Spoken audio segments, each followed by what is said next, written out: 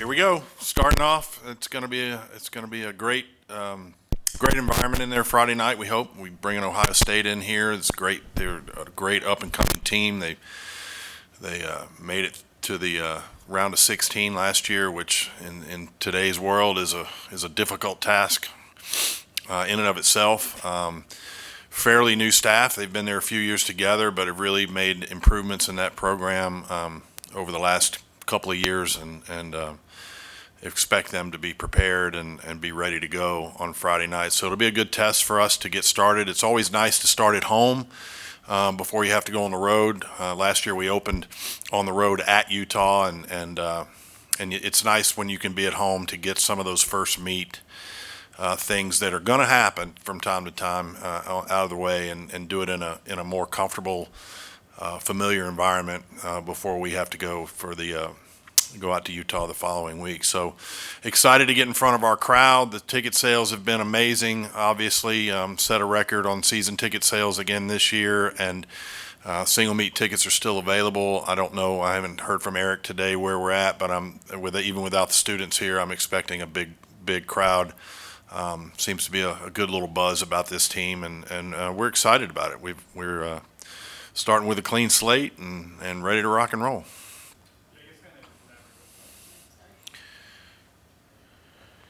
In that regard, just kind of take us through your thoughts here with this team.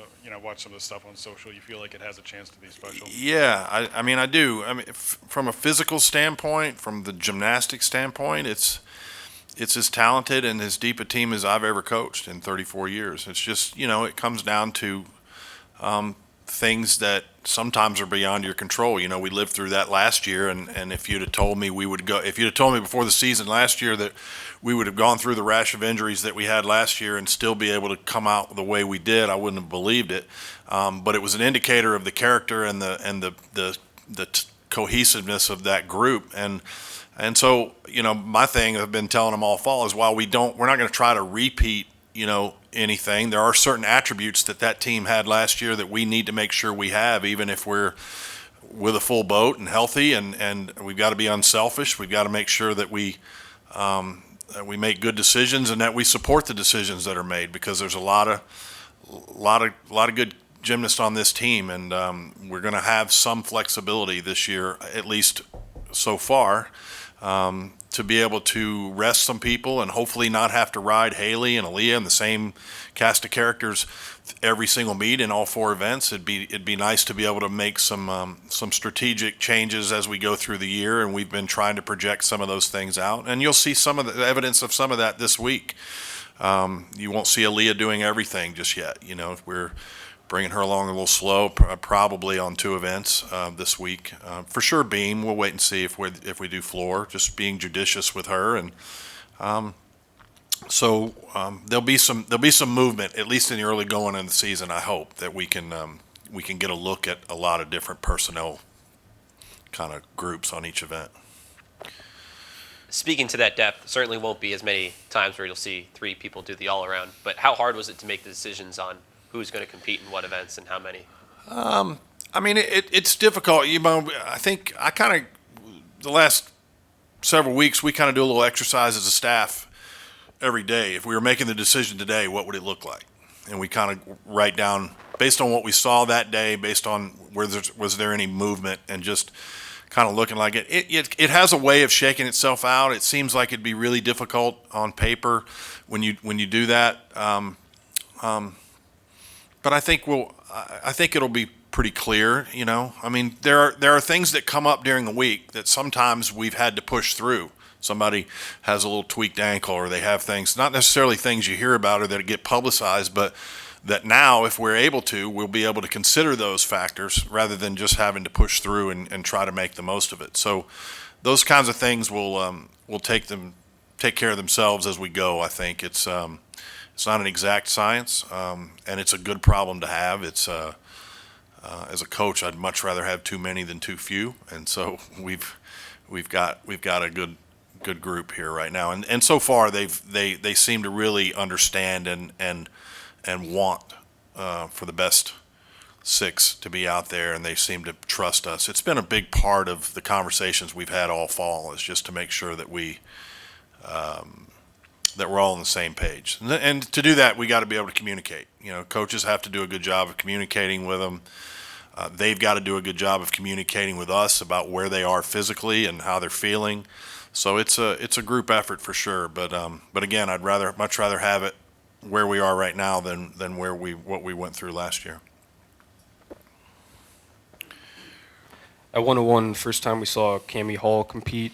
Overall, I guess, what do you expect to see from her this year, and what kind of gymnast is she, and what will she bring to the table this year? She's relevant on two events, vault and floor. Coming out of an injury like an Achilles injury, it takes a little longer. So from a numbers perspective, she might be a little behind some of the others.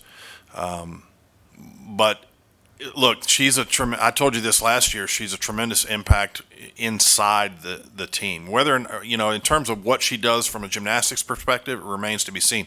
She'll vault and she'll probably compete floor at different times.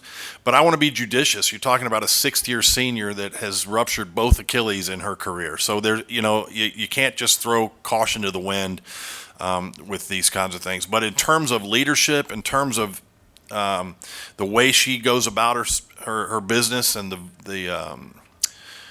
things that she says, she's a gem. She's been great to have on our team, and will have a tremendous impact on our team, whether she's doing one event, two events, or no events on a given week. What do you want out of Friday? What are you hoping to get? Well, we want to get off to a good start. I think it's not important you're not trying to win the championship on Friday night, but you are trying to, a lot of times around here in a sport that's very perception driven, we want to get off to a good start. We want to start relatively fast. We want to be successful. We want to have a great hit ratio. It'd be nice if we can come out of the gate, hit 24 routines. We did that last year at Utah, although not completely clean. We didn't have falls. So those are things that are tangible measuring sticks. Obviously we want to get a win. But beyond that, it's really just about getting our baseline, getting our starting point. As we I keep talking to them, we're kind of continuing the climb from last year. We want to get our baseline for this year, start to build some confidence and see some things come together, because there's going to be some new faces out there, and we need to see what they look like. And there'll be some familiar faces too, but they might not be doing everything right away. So it's going to be kind of a mixed bag of some things that are real tangible things that we'd like to see, but also a lot of it is intangible, just in terms of growing in confidence and kind of growing together as a team too.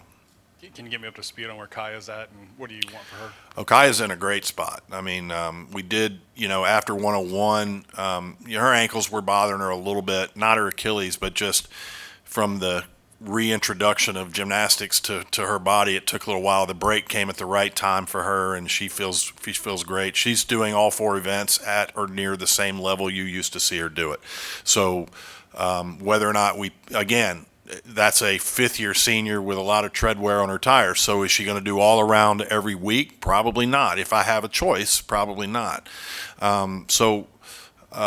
But she's capable, and she's vaulting at the same level. She's going to do the double full. She's doing great. She really is. And more than that, she's back to that presence of stability and consistency that everyone kind of looks around the room, and it kind of is just a reassurance that you just know that, hey, if I make a mistake, I know I got Kaya coming behind me. So how is she and Haley, how have the two of them been back together, I guess, of the leadership roles, I guess?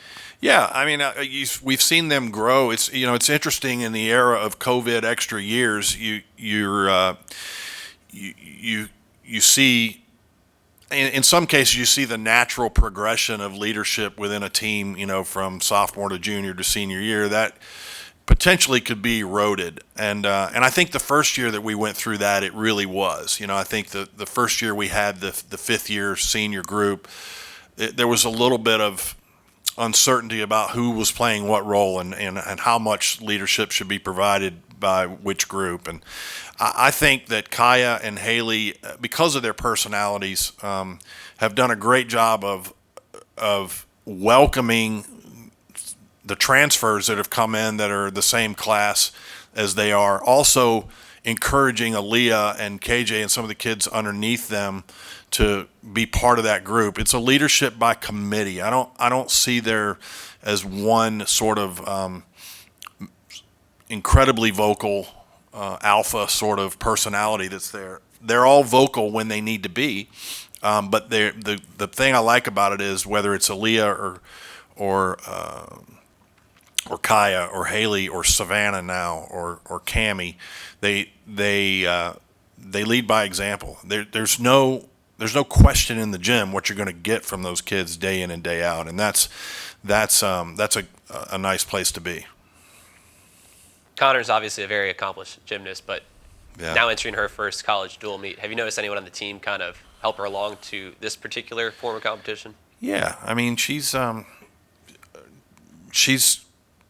close with Haley. She's gotten close with Kaya, with several of them. I think the biggest thing I said when Connor came here, I didn't know really what we were getting into because she was coming in a year earlier than we had anticipated as a result of injury and all sorts of things. And the main thing I wanted to do was get her happy. I wanted to get her happy, get her physically healthy, but get her happy in an environment where she felt good about what she's doing.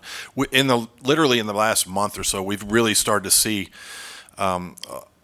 a big kind of blooming in terms of her personality and her expressiveness, and you can see that she's enjoying what she's doing. So I don't know if it's been any one person. I think she's just enjoying being part of a group that is at or near the same level that she is, and being part of a team where it doesn't all rest on her shoulders, and living and eating and working out with and just being surrounded by people that are like-minded, I think has been very good for her. She's ready on 3 events. We'll be bringing her along on vault a little more slowly, but there's a chance she does 3 Friday night. What do you want from Livy? I've already gotten out of Liv what, when we left last year, we had a good long conversation about what needed to happen if she wanted to see herself have a greater impact or have a better experience. She was frustrated last year, wanted to compete more and had a hard time getting caught up and getting ready. And so she spent her summer in a much different way this year. She came back strong. She came back with muscle and was able to do that. And last year when we started the fall, we were trying to get her strong and get her ready to do gymnastics, and that's a difficult thing to do simultaneously with the time restrictions and everything that we have. She did a great job of managing that over the summer and really put herself in a position to contribute. So she's ready on floor, which that's never happened this time in her career. She's ready on bars. She's ready on beam. She doesn't vault anymore. We've taken that out of her regimen, but I'm very pleased with what Liv has done. We need to see her continue to be more consistent in certain areas. And look, every team's different. So Liv's put herself in a really good place, but we also have a lot more numbers on this team than we've had in the past. So it doesn't necessarily translate into an automatic, well, we're going to see more of Liv. I hope that we do, and I think we will. But I'm just very proud of what she's done and how she's prepared and the way that she came back and the teammate that she's been. With so much focus on her stardom and everything of that nature, when she's inside those 4 walls, she's another one of them, and she acts like them and talks like them and wants to be with them and treats them well, and it's a really neat thing to watch. It's almost like there's 2 separate parts of her life, and she's just been a good teammate. She walked in the gym right before the Christmas break with bags of Viore clothing for every one of her teammates as Christmas gifts and things that, it was just a nice surprise. She's just, she's pretty thoughtful and considerate that way.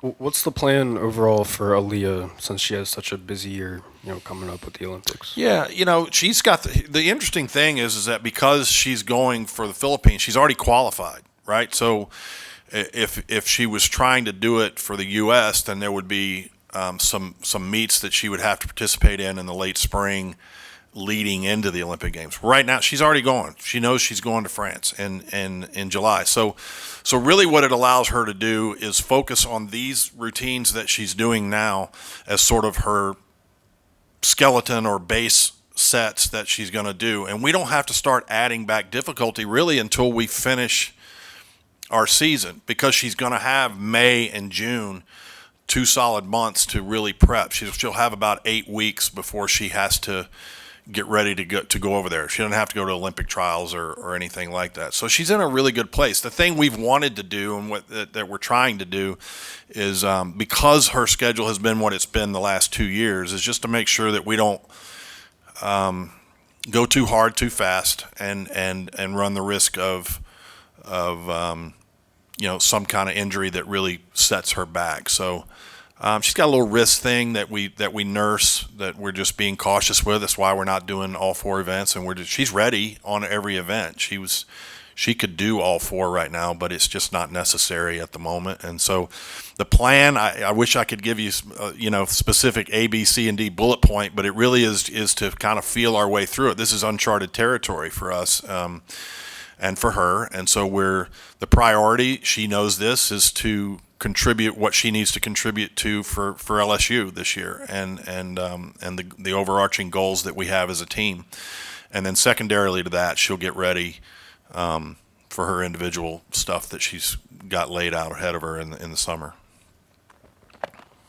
Sorry, you might have explained this at 101, but what does Connor's path look like to Paris, and how does that kind of Yeah, affect the so season? Connor's is more complicated, it's a difficult path for her. Not that she can't do it, because if there's anybody physically able to do it, it would be her. But she would have to, and I don't have all the details on what they would need from her in terms of verification and things like that along the way for training camps. But because she was out last year, she's not on the national team right now, so she would have to go and qualify again to go to the U.S. Championships and then Olympic trials. So there would be about 3 meets there at the end, a classic, a championships, and then Olympic trials. And then, if she was able to get herself, I think she could get herself relevant. But a lot of that's going to be up to Connor. It's not something we can. And I've told her this. Look, we can be here and be present for you, but you got to map this thing out. It's what Aaliyah's done, and we're restricted with the confines of what we have, 20 hours a week, and all the things. She can do whatever she wants voluntarily, and we can be there to assist her and aid her and consult her and the things that she's trying to do. But it would be a more difficult path. But I certainly think that if she's got her mind set on it, she could navigate that. Any surprises, curveballs for Friday? Something you want to try? Different, meat-wise, layout? No. Well, we're doing a little. We've got for intros. The pyro is going to be a little spruced up this year. We're adding some more of that. I've been after that for a while. I finally got what I wanted on that. There'll be a couple little things that we do in venue.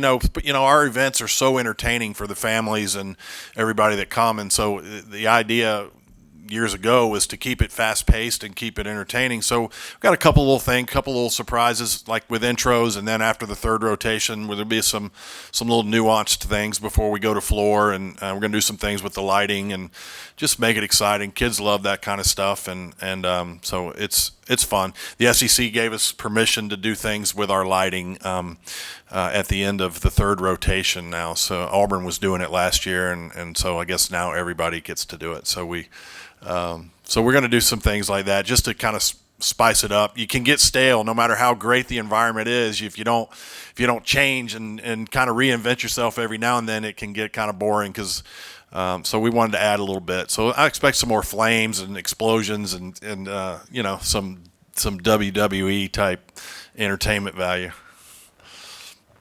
Hey, Coach, what do you think the biggest challenge your team will face this year is? Well, I just think one, if our health holds, I just think that chemistry and remaining true to the values that we have laid out before us, and being unselfish about what it is we want to do. Their whole lives, this sport has been about them. It's been about an individual goal.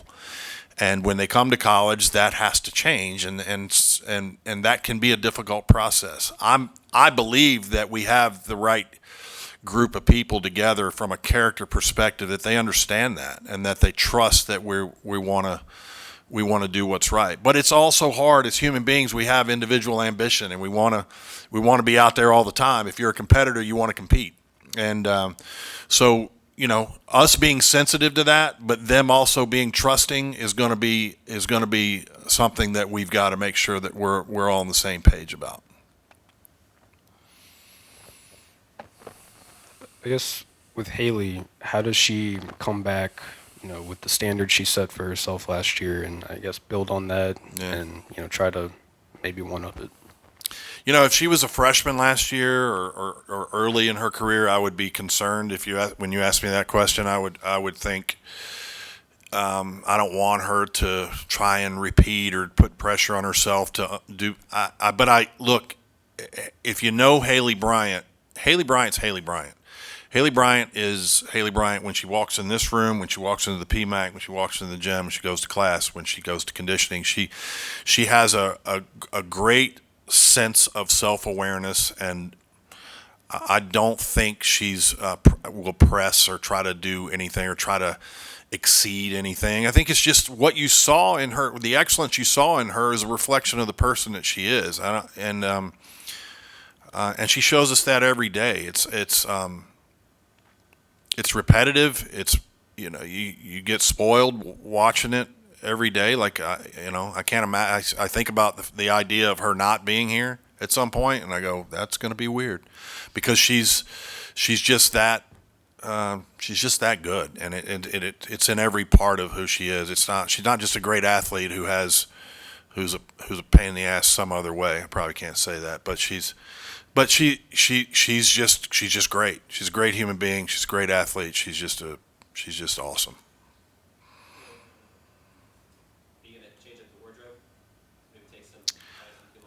No, look, I learned a long time ago I got to be who I am, and who I am is a middle-aged, slightly overweight guy, and I'm not gonna try to change my wardrobe to do anything. It's not about me. I want it to be about the kids out there, and I do have a nice new fly pair of shoes I'm gonna wear that I got custom made here locally. That we did it last year, but these are pretty sweet, gold laces and the whole thing. So look for those. But beyond that, I did get a new new sport coat though. That's kind of sweet. I kind of splurged and did that. It's the first time I've ever done that. I usually buy them off the rack at Belk or something, but I got one for myself. So I'll probably sport that Friday night. So, but there'll be no sequins. There'll be no tiger print. There'll be no anything like that. Coach Mulkey's able to pull a lot of things off that I don't know that would come across very authentic with me.